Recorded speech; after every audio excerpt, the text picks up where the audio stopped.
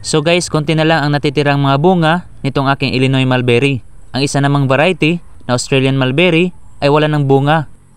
Siguro, sa susunod na pamumunga nito ay marami na dahil nagkaroon nito ngayon na maraming sanga.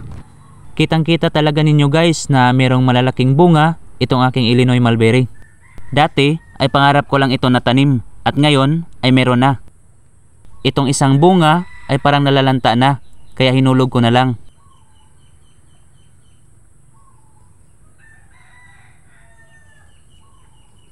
Maraming health benefits ang makukuha natin sa pagkain ng mga bunga ng mulberry tree. Ang iba ay ginagawa nilang tea, ang mga murang dahon.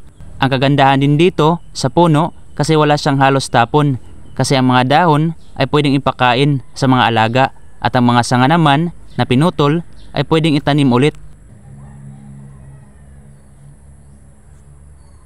Tinatabunan ko talaga sa dahon ng kakao para hindi makain ng ibon. Mas mag-dark pa itong mga bunga guys, kaya lang ay pinitas ko na.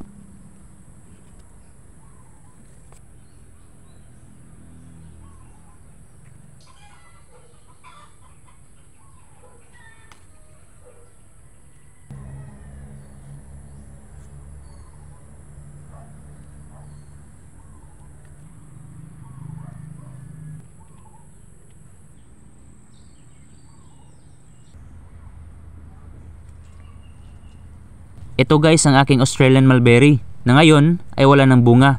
Mas nagiging dark na din ang mga dahon nito.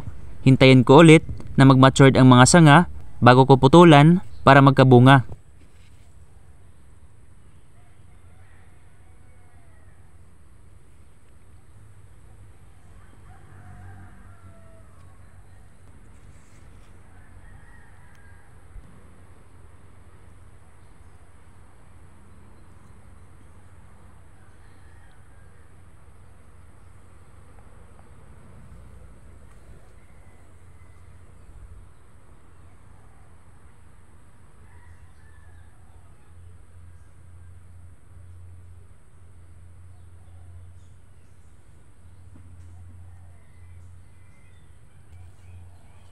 Dito naman banda, pinatubo ko ang mga cuttings ng mulberry.